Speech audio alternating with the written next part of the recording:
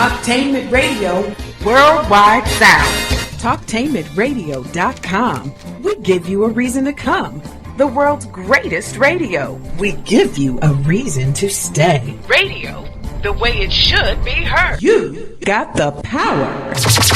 The views and opinions expressed are those of the host and guest and not necessarily those of TalkTainmentRadio.com, the management, the staff, or K&E World Network, LLC. Live call-in talk show. Dial 1-877-932-9766 and join the conversation here on TalkTainmentRadio.com. This is the Compensatory Concept with Mr. Neely Fuller, heard exclusively on TalkTainmentRadio.com, the world's greatest radio. Radio, the way it should be heard. And now, Mr. Neely Fuller. If you do not understand white supremacy, which is racism, what it is and how it works, everything else that you understand will only confuse you. Only confuse you. Only confuse you. Hey, hello, and how are you? I'd like to say good morning, but as people listen all around the world, it may not be morning where they're at. But anyway, hello, how are you? And welcome to TalkTainmentRadio.com. You are now listening to the Compensatory Concept with Mr. Neely Fuller Jr. On the airways of TalkTainmentRadio.com. We have an interesting subject today. The Fifth and 14th Amendments will be discussed by Mr. Fuller. I guess you could say that's in the area of the law, but we will be discussing that. So when you have your questions, of course, just remember that we are focused in the compensatory mode, and not necessarily because he's written a book. This is what we should be thinking in producing justice.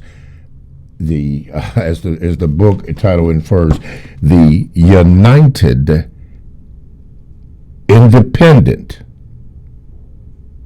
Compensatory Code System Concept. Alrighty, so remember that.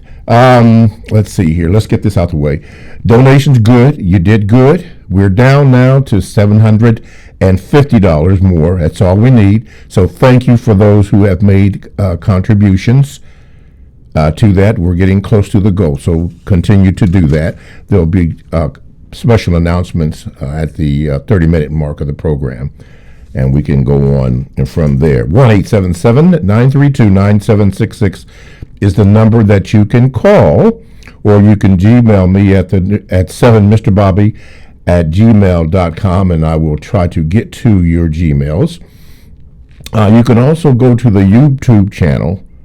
Just type in Talktainment and then Talktainment number 2, then scroll down to where it says radio, and you're right there. Hit the subscribe and like button.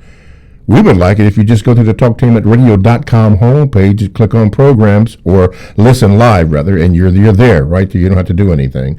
And of course, you can go to Facebook.com/Talktainment, and you can listen to the program in its entirety. So thank you. Those are the ways to get in contact with the show for this Wednesday, October the 30th. Let me introduce to some and present to others Mr. Neely Fuller Jr., as we customarily do. Mr. Fuller, good morning, and how are you? Good morning. I'm still learning. You are still learning. Okay. We haven't done this one in a long time. Before we get into the 5th and the 14th Amendment, was there anything in the news that stood out to you that you would like to briefly hit on before we go into the subject matter? Well, there's so many things going on in the news, so it's nothing specific. Okay. But I would, I could answer any questions that from the callers that might be about something that's current, that's going on from the codified perspective. Mm-hmm. That I have heard about. Yes, sir. Okay. Well, let's start off with this. This is a Gmail from Jonathan, and he says this: Mr. Fuller, from a previous show, You mentioned that non-white people should study Thurman Marshall and how he used the 5th and 14th Amendments to win a lot of his court cases.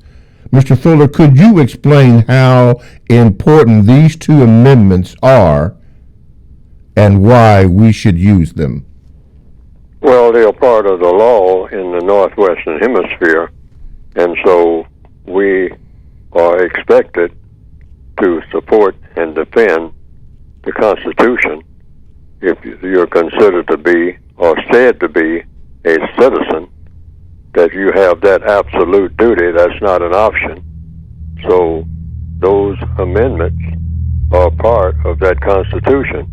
Now, the only way you can support and defend the Constitution is to use it according to logic, compensatory logic.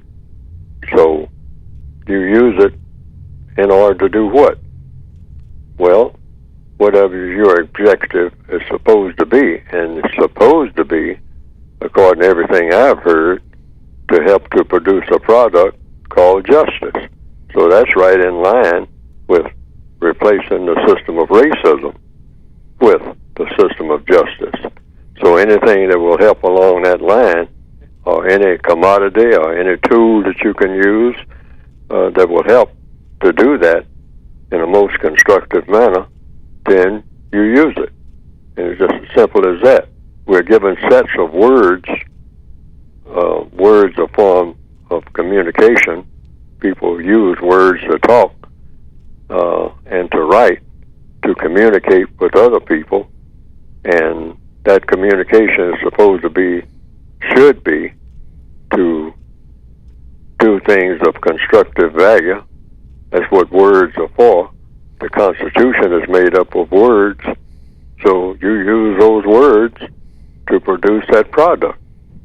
And the main product is a thing called justice, which I gave it a compensatory definition back in the 1990s, guaranteeing that no person is mistreated and guaranteeing that the person that needs help the most gets the most constructive help. That would be, from my perspective, up to this point, the best definition for the word justice, that two-part definition. And you used a thing called the Constitution, or a code, which the Constitution is a code. They call it a code of laws.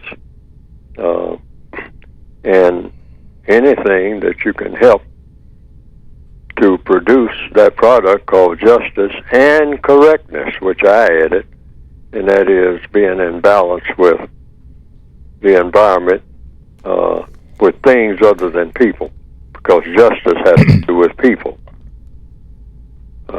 Anytime you talk about justice, you're talking about balance between people, or how to treat people in the correct way. But then there's a thing called correctness. In order to treat people in the correct way, you have to also involve the environment that you're in: air, water, grass, etc., etc., all of the things that exist in the universe. So that's what these tools are for.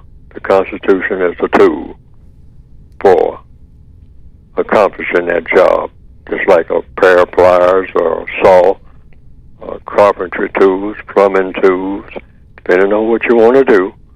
And you should be producing something with those tools. Words are tools. The Constitution is made up of words. 5th and 14th Amendment, two of the central amendments to that Constitution. I have been told they were added to look out for the people who couldn't look out for themselves. That's what the amendments to the Constitution, particularly the first 10, they said, they called it the Bill of Rights, the founders. Also, I heard, and have heard down through the years, that the founders of the Constitution looked at it and said, well, now that Constitution looks pretty good, but it's along the lines of the Old English way of doing things. Now, we got away from England because we didn't like things that they were doing there under that royal system. So we don't want what you call a royal system here. We want what we will say as a democracy, where we don't have a king or a queen. We have the people. All of the people participate in how things are going to be run. Because over there, that place we got away from, the king and the queen, they made decisions and whatnot, and there's nothing you could do about it. And they're just two people. We think that all people should have a say-so in what their lives are going to be like. So we said we're going to have a constitution that's going to do that. But the constitution that we got seems to be modeled on that old thing that we just left. We don't want to duplicate that. So from what I've been told, the people who made up the Constitution said, we're going to make some additions called amendments.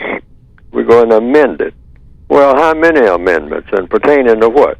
Well, something that's going to be for the people who, when we were over there back in England, they didn't have any say-so.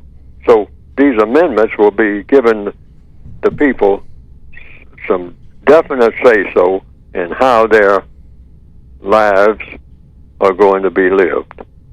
And so they came up with these amendments to the Constitution in order to be different, not to be for the sake of just being different, but a better society than what they just left, what they, fled England from. And boy, when they looked at it, from what I've been told, it was such an excellent list of amendments, which means additions to the basic Constitution, which was somewhat similar to the Old English Constitution. They said, boy, freedom of speech, that'll be number one of this addition, of this amendment, and freedom to bear arms, number two, and then they got down to number five, say a right to due process and a right to compensation.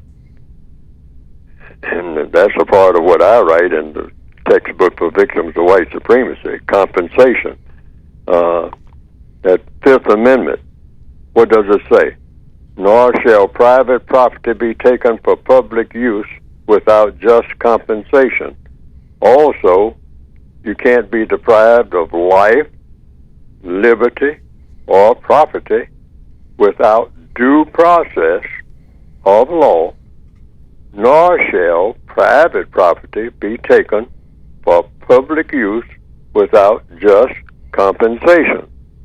So that's what they wrote a long time ago, over 200 years ago. So they looked at that and they said, hey, but we got slaves. What about that?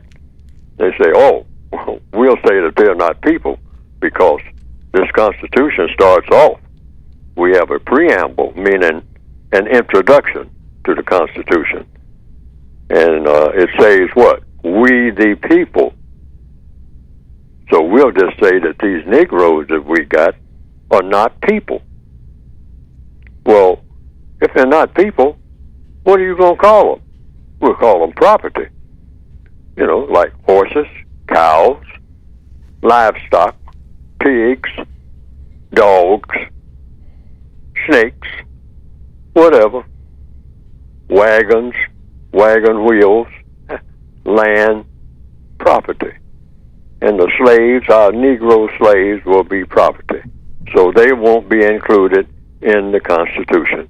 They won't be entitled to be due process and all that. The due process will be a whip across their backs if they disobey you.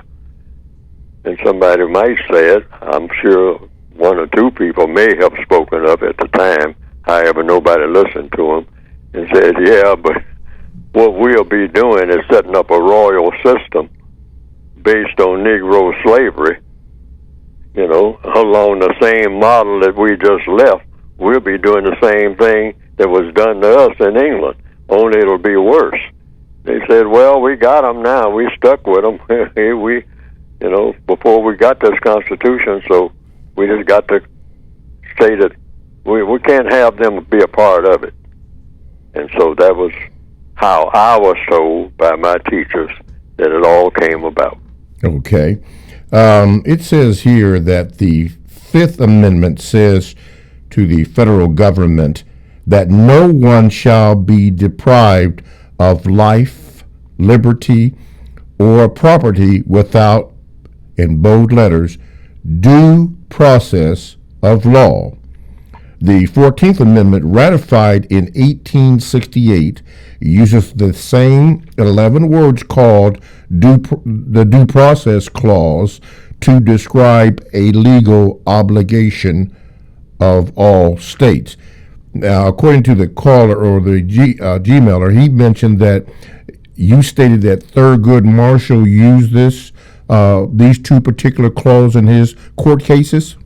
That's what I've been told. Now, I haven't read a lot about Thurgood Marshall, even down through the years.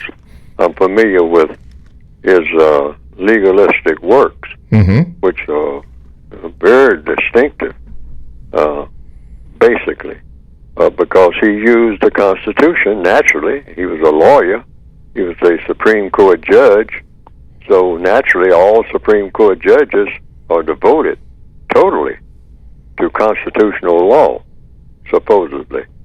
So therefore, he used that to get a lot of things done for the victims of racism. Once the victims of racism were declared no longer slaves and entitled to be included. That's the black people. At a certain point, they'd have said, well, slavery is over, so we're going to include black people in the Constitution, because they weren't under the Constitution because they were considered property. Yes. Before then. Now, in my opinion, that under common law, because you have three types of laws, I understand: statute, case, and common.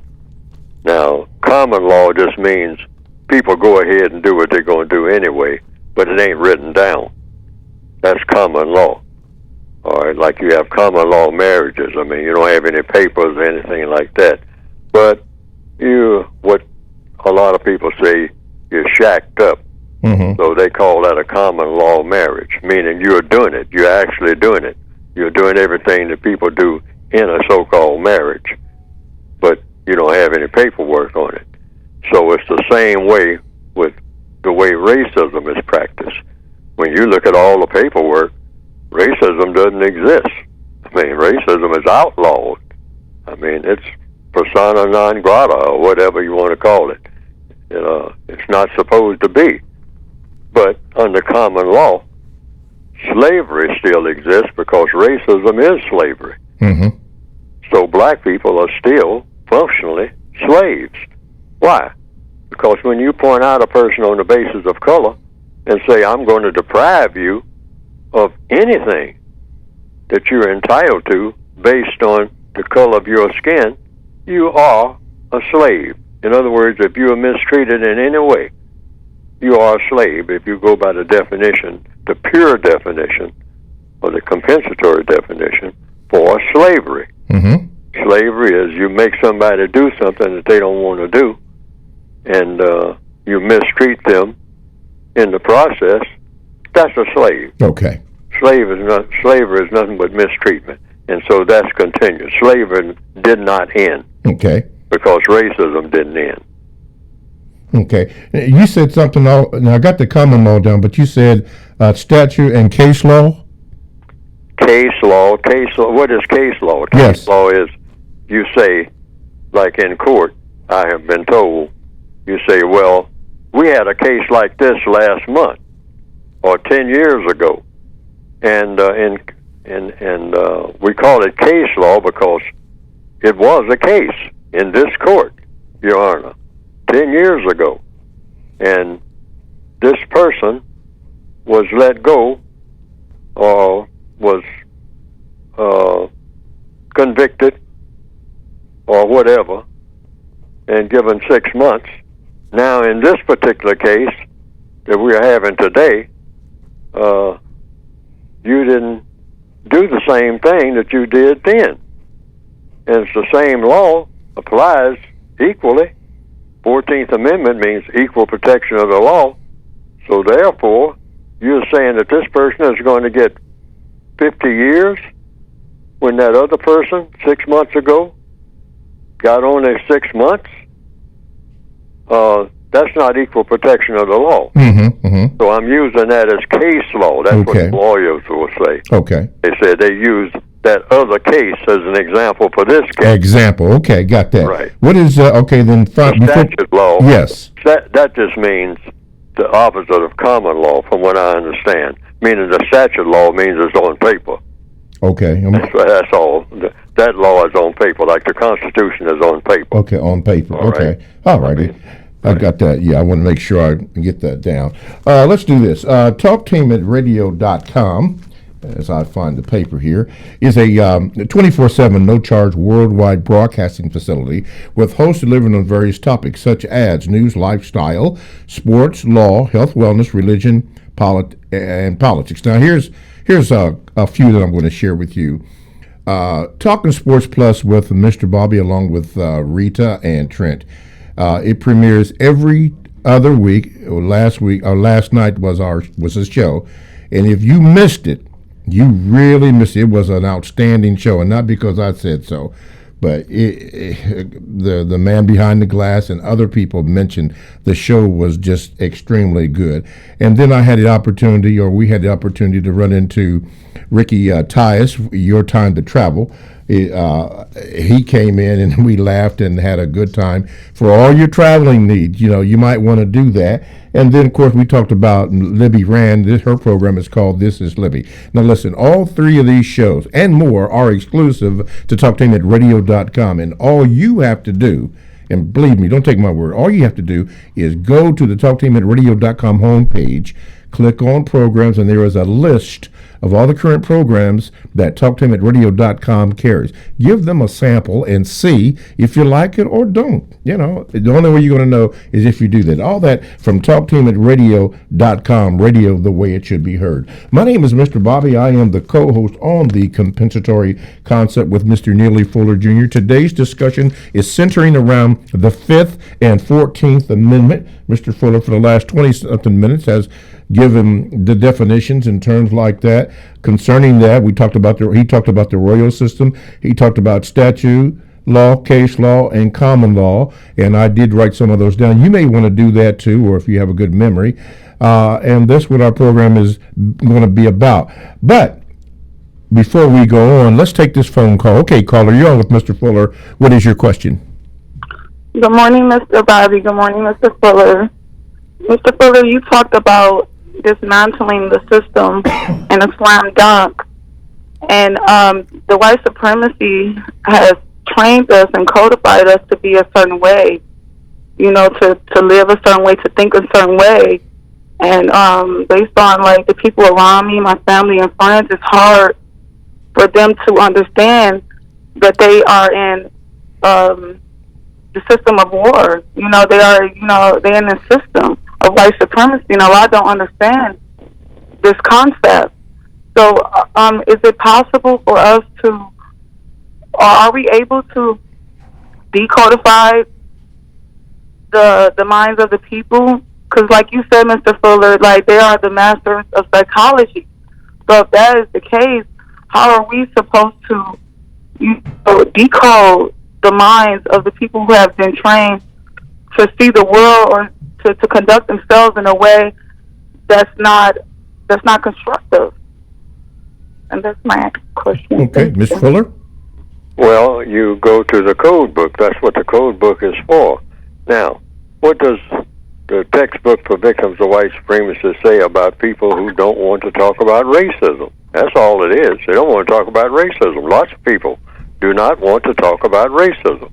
A lot of people who you perceive as being victims of racism do not want to talk about racism. So you simply ask the logical questions. Everything in counter-racist science is supposed to be logical. But by logical, it also means you get the results that you're seeking, too. You use logic for that purpose. Get the results that you're seeking, for better or for worse. So if you're seeking to influence people, you have to influence people by communicating with them. And how do you communicate? With words and values. So therefore, you find out what is important to a person. And that gets to like page 171 on this program. I've called these pages incorrect. But 171 and 172 of the basic textbook, the wants. You have 4 wants there, because everybody, every minute of every day wants something. When I say everybody, I'm not only talking about people. I'm talking about every creature, every bird, every bee. That bee wants something every minute. When you see a bee flying through the air during the summer, and that bee wants something. That bee is going somewhere. It wants. That's why you see it going in that direction. It's going where it wants to go. That's a want. W-A-N-T. Every creature wants something. Every baby in a crib wants something. And you'll know that in the middle of the night if you ever had babies around you, or you've had babies, or you once were a baby. You wanted something. You wanted to stand up in the crib. You wanted to roll over in the crib. You wanted somebody to feed you. Every creature wants something.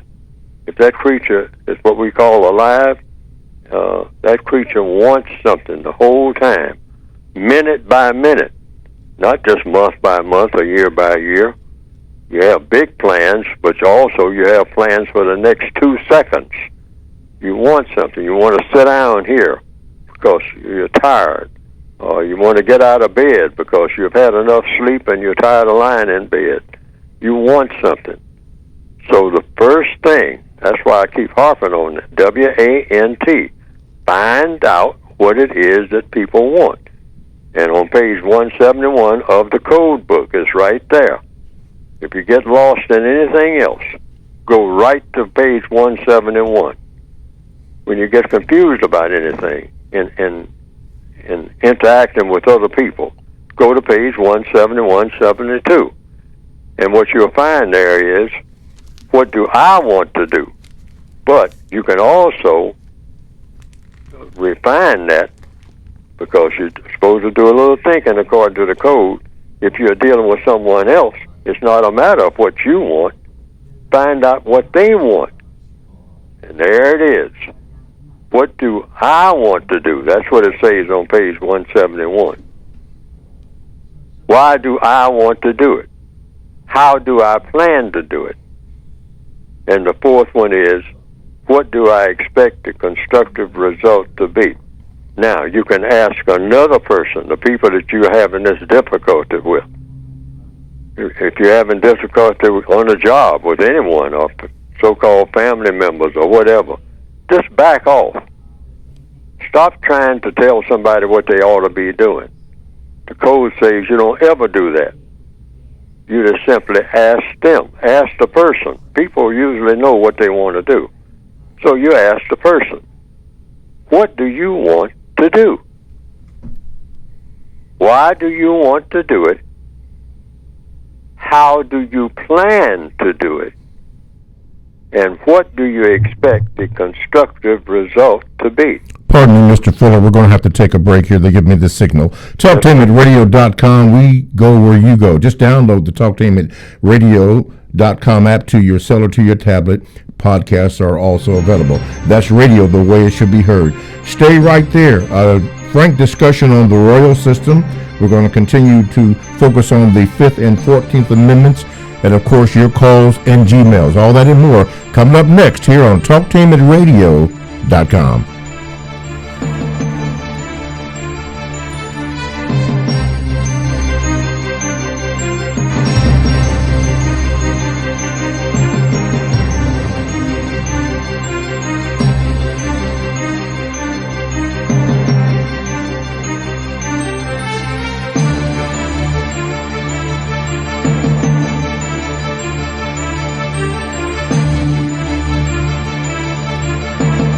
Talk